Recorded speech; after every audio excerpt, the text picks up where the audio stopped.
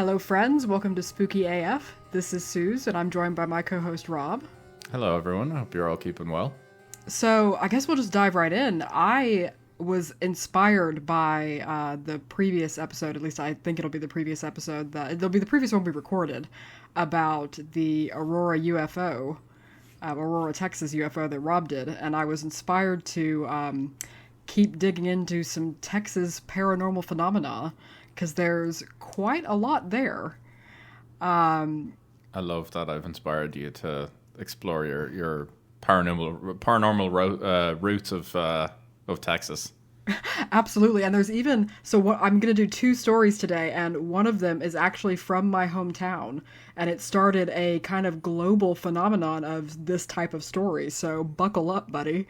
Excellent, fantastic. So we're gonna. In honor of October and all things spooky, I've decided to go kind of with a ghost theme this time.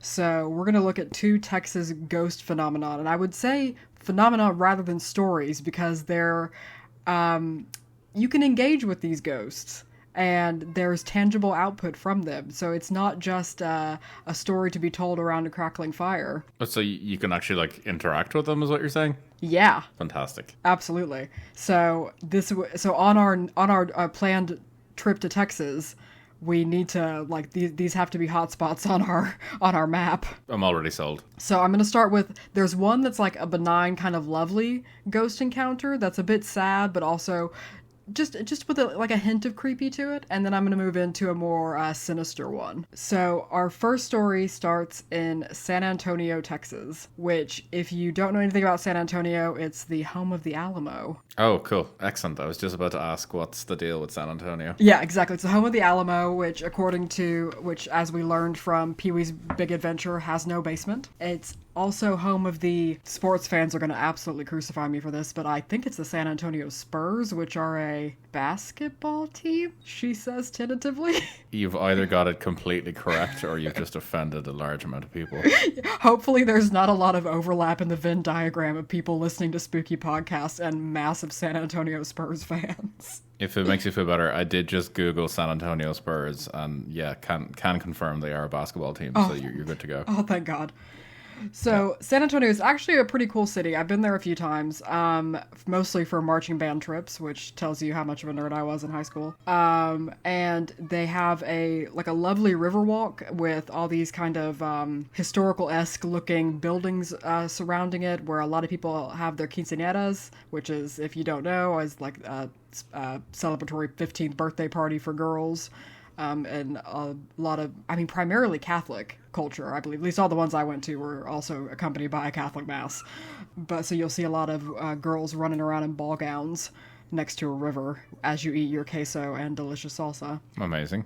That sounds like a great time for everyone. Oh yeah, exactly. It's definitely worth a see. So before I get into it, I just want to go over a few of my sources. So one being KSAT.com, which is the local San Antonio news station, Wikipedia, and a few other sites like Snopes.com and legendsofamerica.com. So I'm going to go out right now and say that your sources are far more tangible than what I used for the Aurora, Texas one. I think one of mine was literally called historyofauroraufo.com. Oh, mate, that makes it so legit that it has its own website. I'll set the scene. It's a dark night. There is a bus, a yellow dog bus full of students. Wait, do you know what a yellow dog is? No idea. I'm gonna assume it's like a Greyhound bus, and I'm just gonna... Well, picture any American school bus you've ever seen in a film. Like the yellow school buses. Oh, yeah. So we're talking like Magic School Bus style. Yes. Yellow. Yeah, cool. Yeah, okay. We always called them yellow dogs. Yellow dogs, okay. So, and you've learned something. I have. So, picture a yellow dog school bus full of children ages roughly 6 to 10. And it goes over, there's a railroad crossing that has no barriers to kind of come down if a train is coming, which makes it super safe. Yeah, hang on. I think that might be the fucking scariest part of the story so far. Oh yeah. Is this an actual thing that you get in Texas? Just like no crossing? Yeah. Oh yeah, there'll be crossings with no barriers. And is this because Texan people like to, not have the choice taken away from them of, you can't tell me what to do. If I want to drive in front of a train, I will.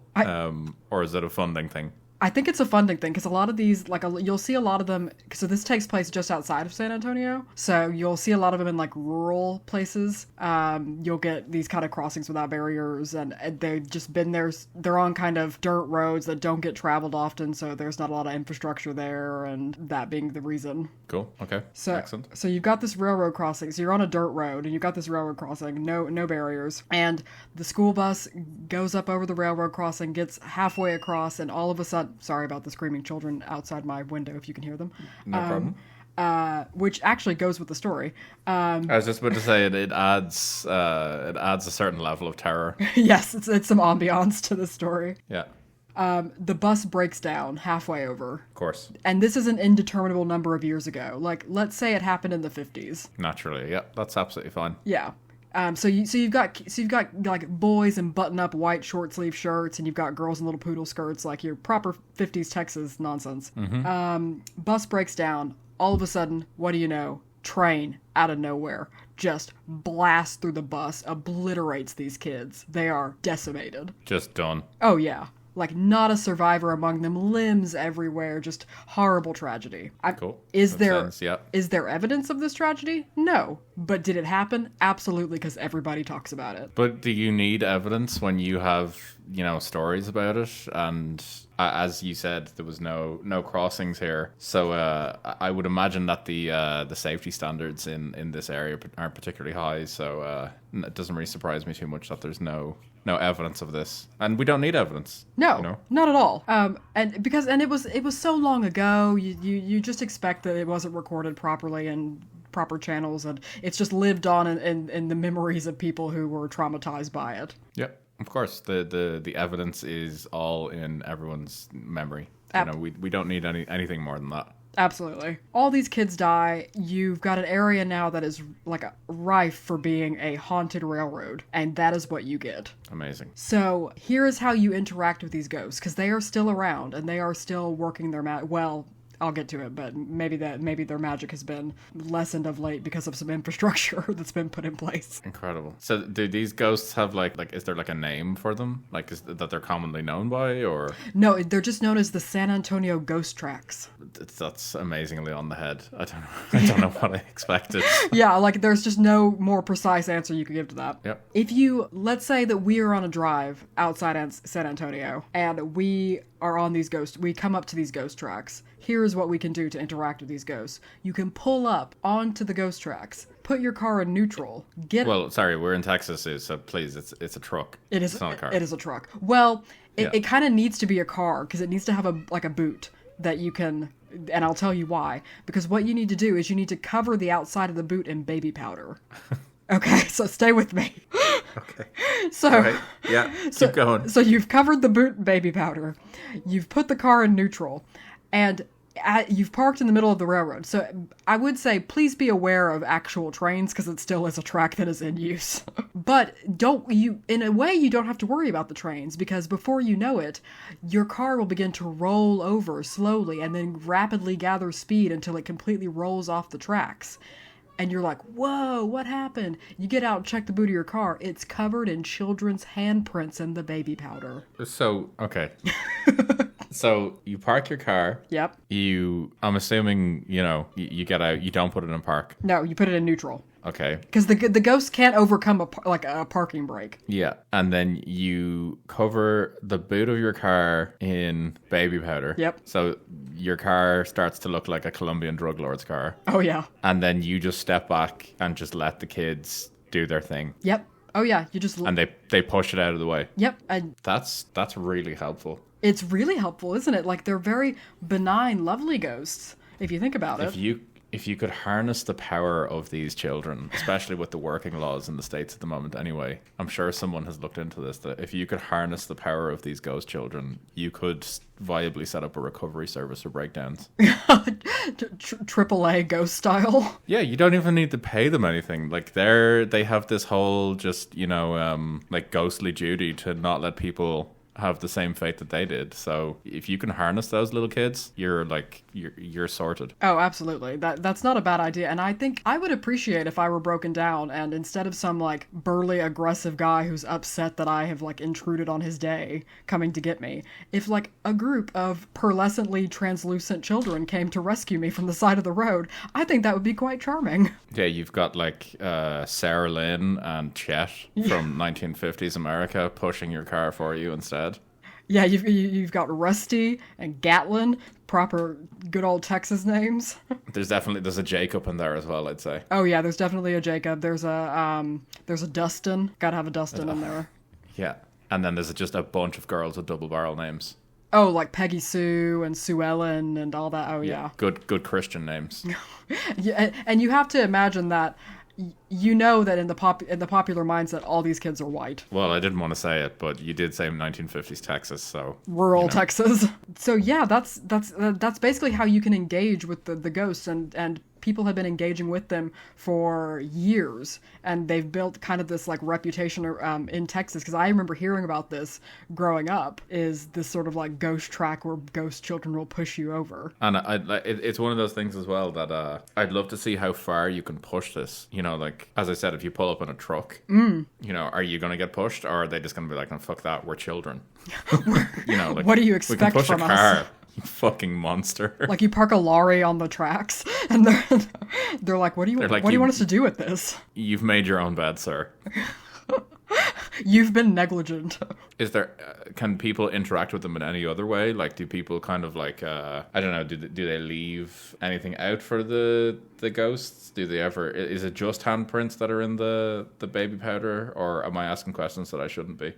As far as I know, I've only read reports and heard about reports of like small handprints and like multiple like sets of handprints in the baby powder on the back of the car. Or if your car is just dirty enough, maybe they'll just appear in the dirt that's already present.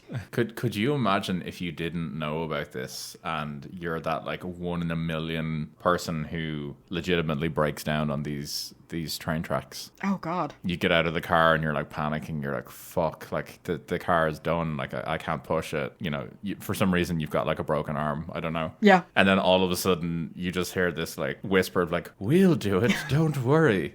We've got you. And like some NASCAR like recovery team, they're basically straight out there. Cars pushed out of the way, no problem. They've topped up your petrol and oil for you as well, you know. It's just like do do do do do do yeah. do do do do do do do. And they've completely like they've fixed the car for you as well. Like not only have they saved it, they fixed it, you know. Oh yeah, a ghost child fixed my radiator. I can see it now, like on like the New York Post or something like that. The title, "A Ghost Child Fixed My Radiator." Yeah. Well, speaking of newspapers, we'll get into it, but in our next story, especially in terms of global phenomena and in the media. But unfortunately, there are some naysayers to this urban legend. I'm shocked. I'm absolutely shocked. I know. So much like in Aurora, how there were those party poopers and honestly liars. I mean, if we really think about it, who were charlatans, if you will. Yes, exactly. Those Dr. Strands, for any of listeners of the back tapes, that were trying to like put down the theory. So they say that the legend has been debunked, and that despite the uphill appearance of the road, it's actually on a downhill slant. I refuse to accept that. I do as well. I'm like, you know what? If it looks like it's going uphill, but then you might ask, well, what about the handprints? Yeah, exactly. And that's my question as well, because they say, well, the handprints are just, the baby powder is just highlighting like fingerprints and handprints that are already on the back of your car. No. But like small handprints, multiple of them? No, I feel like this is some sort of conspiracy.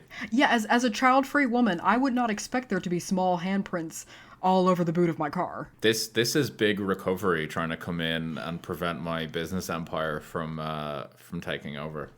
Yes, 100%. This is big AAA. Big triple. What are we calling our ghost recovery service? Oh, something that you can't just come up with something on the spot for this. You know, it's got to be catchy. Dead recovery? I'll accept that. Yeah. Simple, to the point, does what it says on the tin. Yeah. Yeah. I actually can't think of anything. That's perfect. Yep. Yeah, all right, we're gonna go with dead recovery. But no, I agree. It's Big Recovery that's coming in and saying that, like, this is just a debunked urban legend. Because Yeah. I mean, maybe I can... All right, look, ask my husband. I'm not great with aligning things. Like, when we have to hang things up on a wall, like, it's always at a slant. So I'm not going to trust my own judgment in terms of what's uphill and what's going downhill. Like, for all I know, I guess it could be on a downhill slant. I wouldn't be able to tell. But the handprints to me that's that's some real paranormal evidence right there. But, like, if it's on a downhill slant, then the bus would have rolled out of the way as well, and you wouldn't even have this legend then. Exactly. I hadn't thought about that. You're right. Where did this all begin? With the dead children. Yeah, exactly. Yeah. And I don't even know if baby powder is sold anymore, is it? Wasn't there a whole thing about it being very problematic? Oh, yeah. Well, isn't it sold, but it's now no longer made of whatever... Talc or something? Yeah, cancerous talc or whatever it was being made of. Am I going to get in trouble with Johnson & Johnson now? Well, no, this just sounds like Big Recovery have just, come in and, like, shut down a market just to keep all of us quiet. And they're in league with the Baby Powder Corporation. Yeah, fueling some, like, online conspiracies about it. My eyes are open. I know what I've been lied about. We've been ghost pilled. Yeah. Yeah. It's like an ethereal red pill. Yes, exactly. It glows slightly. Yeah. It kind of looks like Mr. Burns from the Simpsons episode where he's like out in the forest, like that, like radioactive green. Oh yeah. I refuse to accept that this is a downward slope and that it would just naturally just roll anyway. Oh yeah, no, absolutely. I think it's a bit ridiculous. So unfortunately, it is harder now to engage with these ghosts ever since 2018. Okay, I'm assuming there's a reason. There is a reason. It's not like the ghosts got tired of saving people. It was just that Union Pacific had planned changes to the stretch of tracks on these tracks are on a place called Shane Road, and they were planning on, I believe they completed, installing 2 miles of siding track that will help move trains in and around San Antonio. Basically, the intersection closed for construction, and now instead of like this single unguarded track, there was a second track on the east side of the current track, and the elevation has been changed, and it's done in such a way that the perceived phenomenon won't work, apparently. This, to me, screams that the conspiracy goes deeper. They've managed to get all the way to the top. Into the railroad. Yeah, the railroad unions have been compromised by Big Recovery. The cabal. Yeah, motherfuckers. They knew what they were doing. Oh, yeah. 100%. But... When Johnson said that they were, stopping baby powder sales, they were happy. And then they realized it was only baby powder sales with no talc in it. It didn't go far enough. So they decided to just murk it all. Absolutely. Despicable. Oh yeah, it's unforgivable. So yeah, that's basically the tale of the haunted railroad tracks. Before I go on, I would highly suggest going on to KSAT's website. Their article for this, because it includes a very low resolution, like PlayStation 1 style Harry Potter and the Sorcerer's Stone style graphic video of like the tale of the haunted railroad tracks, and it shows like it looks like something that in 2002 a 5th grader might have made using whatever the very basic Photoshop was. Like it's almost like South Park in terms of like the cutout look to it. Oh my god, you're right. I have just Googled it while you've been talking about this, and this straight up looks like something you'd see on like daytime Disney Channel for kids. Yes, 100%. I love this. So if you watch that, it'll go through it'll take you through the riveting tale of children dying on a railroad track in a bus. I don't need to see any evidence now that I've seen this haunting graphic. So now there is like a copycat phenomenon in Illinois that we need to talk about. And I think this one's a distraction because it's not as popular. It took me longer to find, and there's only a very short Wikipedia page about it. And there's no local news about it that I can find. If there's no local news on the scene, then it's a farce. It's Munger Road, which is in DuPage and Cook counties in Illinois. running through the villages of Bartlett and Wayne, which all of those just scream like country. Yeah, there's no points for guessing what that area is like. No, and it's the exact same. They report it's the exact same phenomenon, that there was a school bus full of children hit by a train, killing everyone, and that if you park in neutral on it, and you put baby powder on the boot of your car, then you'll have handprints on the car and it'll roll off. But again, I think that one's just to distract us from the real paranormal side. I think it's much like a libertarian candidate. It's just splitting the vote. I have nothing further to say on that. That was a perfect analogy.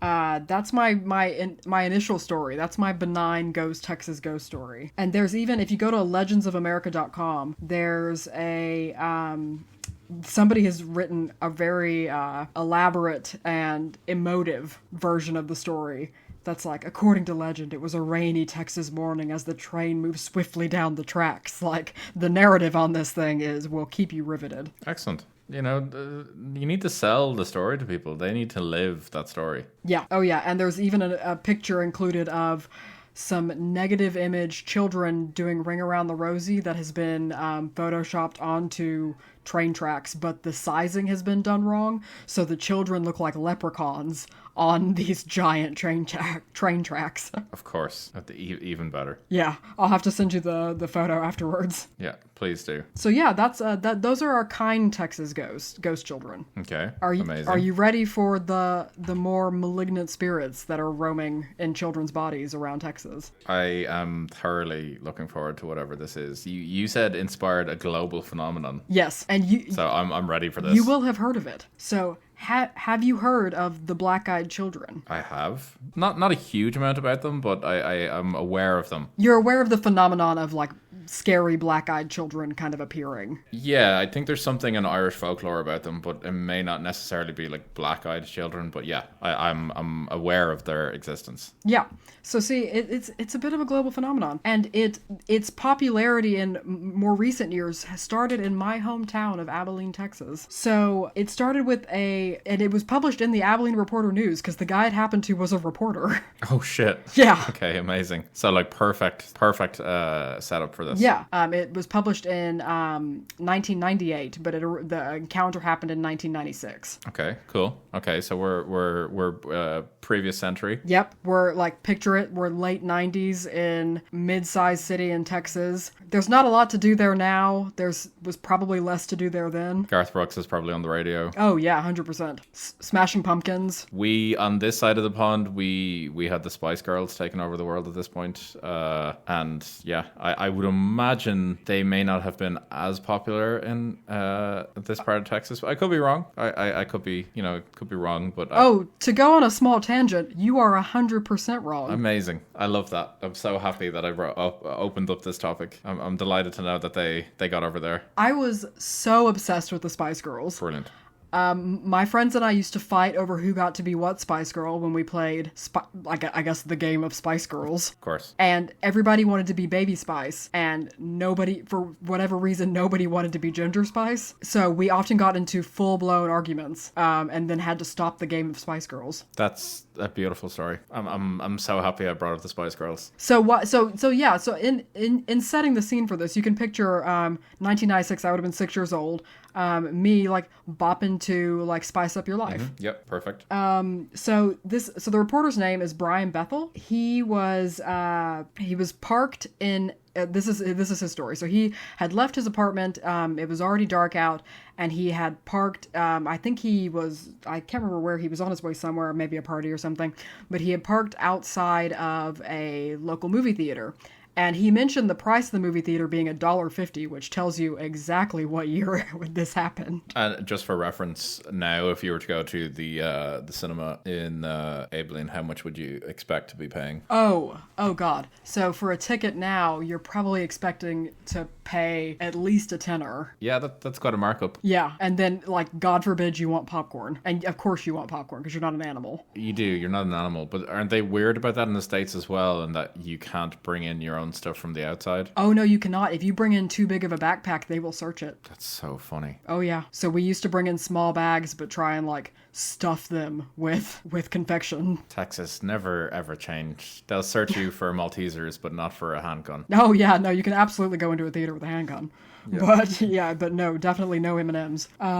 So anyway, he's parked outside of out of the $1.50 theater, which it also tells you, like, the way he describes this theater, I knew exactly in Abilene where he was parked, which was added a fun flair to the story for me. So you're living the story now, basically, as you're reading it. Yes, 100%. So he's parked outside this theater, and he's doing something. I can't remember what he's doing, but he was looking down, and all of a sudden he hears a knock on his driver's side window. He rolls down the window and sees two kids. One of them, he says, is about maybe 12, and the other one is a little bit younger, so maybe like 10 or 11. Okay. And he doesn't notice this at first because it's dark, but it suddenly occurs to him about halfway through the conversation that their eyes are completely black. Interesting. Okay. Right, sinister. Yeah, for sure.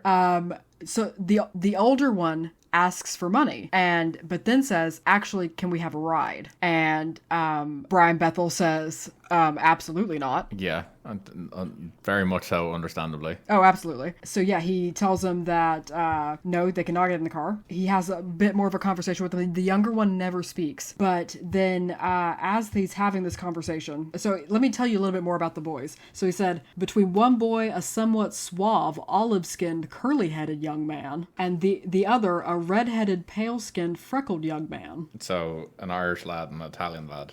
Yes, in the middle of Abilene, Texas. Yeah, okay. They asked because they wanted money to see the film Mortal Kombat. Oh, excellent film as well. Perfect choice. Oh, yeah, absolutely. But they had left their money at their mom's house. And also, could he give them a ride? He was kind of considering giving them a ride, but then he looked up at the theater marquee and down at the digital clock display in his car and noticed that the last show, Mortal Kombat, had already started, and by the time he could have driven the boys anywhere and back, it would have been, the film would have been over. Okay. He noticed that his hand had strayed toward the lock on his door, and as he broke gaze with the boy who had been speaking, he said, something changed, and my mind exploded in a vortex of all-consuming terror. Okay. Yeah, I know. So, sorry, can I just ask, would Abilene be the sort of place where you would expect to see, like, children potentially begging or, asking for money? Would this be, like, commonplace in 1996 Texas, Abilene, Texas? Maybe 96. I mean, definitely not now. Okay, and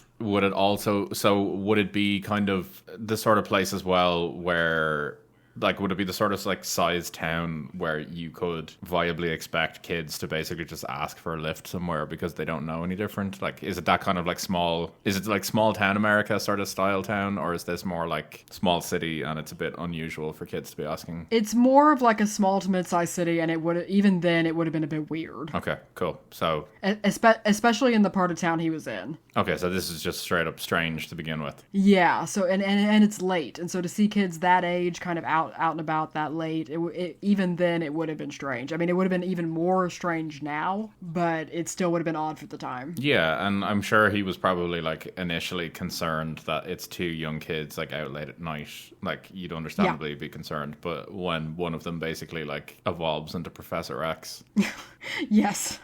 So basically he, like, makes his apologies and wants to get out of there quickly, so he starts rolling up the window, and then all of a sudden, very quickly, the older boy starts banging on the window again, like both fists violently banging on the window. Okay. And the boy apparently started yelling, "We can't come in unless you tell us it's okay. Let us in." Oh, so they're vampires. Right. Which, I mean, we'll get to some theories about what the black-eyed children are. Amazing. Excellent. Okay. So he said he drove out of the parking lot in blind fear, and he stole a quick look in the rear view, but the boys were gone. And he said even if they had run, he doesn't believe there was any place they could have hidden from view that quickly. Fantastic. So in time, he said he coined the term black-eyed kids, or BEKs for short. So if you see them BEKs, brilliant, you gotta be on your guard.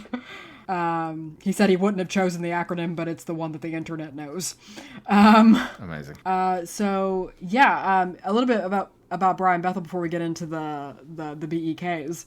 He's been contacted by everyone from Korean television stations planning New Year's Eve shows to regular people who just want to talk about the Black Eyed Kids. So he's become a bit of a local celebrity. Interesting. Okay. And I'm sure he obliges to go on these shows and such. Well, he went on one, I believe it might have been the History Channel or the Travel Channel, I'm not sure which, that was doing kind of like supernatural, weird stories in America, and interviewed him, and he told his story, and after that, it particularly took off on the internet and became the subject, like people started coming forward with their own Black Eyed Kids experiences, and it became the subject of quite a few creepypastas. Perfect. Well, you've made it when you've got someone sitting up late at night on Reddit writing about you. Yes, exactly. Yep. So, yeah, on 13.org, a PBS, like a public broadcasting service site, so, supporting PBS, the title is Don't Let Them In, The Urban Legends of Black-Eyed Children. And it kind of goes into, it's a video episode, more of a podcast, but it goes into some theories about what the Black-Eyed Kids are. And like some people come out saying they're vampires. Some people have come out saying they're like changelings from the Fae. Some people are saying that they're demons that have taken on the form of children. Okay, that's the most terrifying one, I will say. Yeah, absolutely. So and they're trying to like infiltrate lives, and like there's been stories of children, these black-eyed children just coming up unexpectedly to your front door and knocking very aggressively, and then you look through the peephole, you see them, and they're looking straight through the peephole. Oh, and no, and then when you open the door, they're gone. No, thank you. And I'm thinking, why the fuck would you open the door? Yeah, you don't open the door at that point. You're like, excellent. I guess I live here now forever, and I will never leave my home. Oh yeah, you're like, I guess I will just never leave. Yeah, I'm gonna go watch Mortal Kombat, and I'm never leaving the house again. Absolutely. So yeah, then it was picked up by, like I said, lots of creepypastas, people coming forward with these. Oh, sorry, the TV show that Brian Bethel went on was Monsters and Mysteries in America. Perfect. It's a great title. And he wrote 2 articles about this in the Abilene Reporter News, which tells you exactly how much goes on in Abilene, Texas. Yeah. At least back in the 90s. I kind of respect the fact that you said, this happened in 96, but he only wrote about it in 98. Yeah. So he was either completely traumatized by the event and didn't want to talk about it, or they had a slow news week. And he was like... Yes. He was like, well, I do have something to write about. Well, this was kind of, isn't this before, like, Rolling News and 9/11 and, like, all this, the world slowly coming to an apocalypse? Yeah, like, internet forums are out there, like, people are talking about this sort of stuff. The X-Files is on air 5 years now at this point. So I guess, like, people are kind of thinking about paranormal things, but it's definitely winding down from the kind of, like, sensationalism that was the kind of 60s and 70s for paranormal stuff. Well, during one week in September of 2014, there's a British tabloid called the Daily Star. Oh, God. And, yeah, it ran 3 front-page stories about alleged sightings of black-eyed children at a haunted pub in Staffordshire. Of course they did. So for anyone that doesn't know, the Daily Star is it's real premium British news reporting, real top tier stuff. Only the best stories are in the Daily Star. They're only slightly better than the Daily Mail, which is the absolute worst of the worst. Oh yeah, 100%. So yeah, it ran 3 front page stories about these black-eyed children at this pub in Staffordshire, and it claimed a quote shock rise in sightings around the world. Okay. With nothing to back that up. Yeah, I was just about to say, as reported by the Daily Star, I assume. Yes, exactly. The Daily Star said, quoting the Daily Star. Yep. Cool. So basically, Brian Bethel has written a follow-up article, and in describing his experiences, he's maintained his belief that it was legitimate. Okay. It actually inspired in 2012. There was a Kickstarter fund for a film about black-eyed kids. Yes, I remember something about this on Reddit at that time. Yes, and I think it's something we absolutely need to do a watch-along with, or at least a post-commentary breakdown, because it is rated terribly. Brilliant. I'm sold already. Its director commenting that the creepy children were an urban legend that's been floating around the internet for years, and I always thought it was fascinating. However, the review says that one of the reviews of it says the acting is atrocious. The only redeemable portion of the film was the black guy by the lake, whatever that means. I'm sold. I was on the fence a bit. I wasn't sure, but you just fucking pulled me in with that with that one right there. Oh yeah. See, now we've got to watch it. We've got to see what is going on up at the lake with the one black guy. That's the redeemable feature of this film, apparently. Yeah, that's I need to know. Yeah. I'm curious. I'm curious why it's done so poorly. Well, there's actually another Black Eyed Kids film. I was about to say Black Eyed Peas. Yeah. That would be a different film. There's maybe Black Eyed Peas will do the soundtrack to Black Eyed Kids. But no, I'm actually on IMDb. There's another The Black Eyed Children film that's apparently maybe in pre-production. And it's a young woman takes a job at an autumn camp in the woods only to arrive to find that all the children have mysteriously disappeared. But as night falls, much to her dismay, many of them return. So. Yep, I'm down for it. I've looked up some reviews of the other one. Oh yeah, they're good, aren't they? So this review has 5 stars. Is this movie good? Not really. Does it have good cinematography? No. Is the story profound? Not in any way. Does the plot even make sense? Nope. Is it worth the watch? Probably not. Do I still love it? Absolutely. And 5 stars. That means it sounds like my kind of film.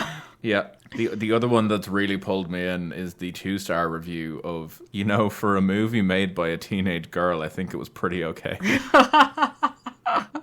What a qualifier. I'm completely sold. And the final one, half a star review. Putting cutesy text over some guy hanging himself alone deserves the following. Oh, Jesus. Yeah, I'm in. We're in for this. But yeah, so that's kind of the story of the Black Eyed Kids. And it's like some people think they're vampires, some people think they're extraterrestrials, some people think they're demons. If you go on like Reddit, you can find lots of people talking about like encounters with or friend of a friend encounters with the black-eyed children. It's a pretty creepy story in that it can't really be disproven in that it's not like, oh, it's actually going downhill with the train tracks. Yeah, that's true. And I could see Reddit absolutely loving this. I could particularly like the No Sleep subreddit. Oh yeah. I could see them really getting on board with this, but I'm just gonna say it. I said it already.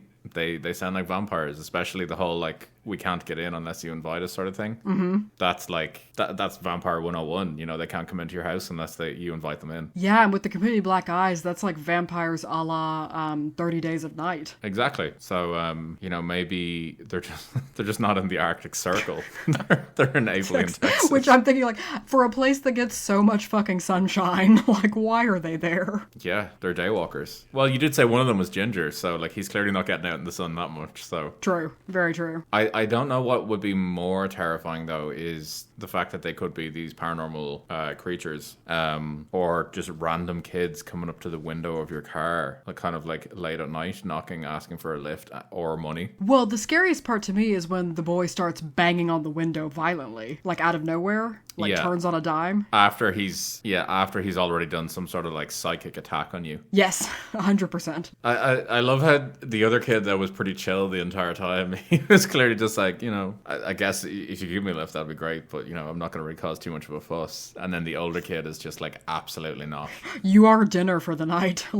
We will feast on you. So yeah, that's my Black Eyed Kids story. I would encourage all of you to go read the original article, and to watch some of the kind of videos what is it, Monsters and Mysteries in America or whatever, because they're pretty fun, and they're that nice mix of fun and also creepy, and it happens in a town in Texas where nothing else really happens. It is genuinely creepy when you think about it, the thought of it happening. So people should definitely check it out. Yep.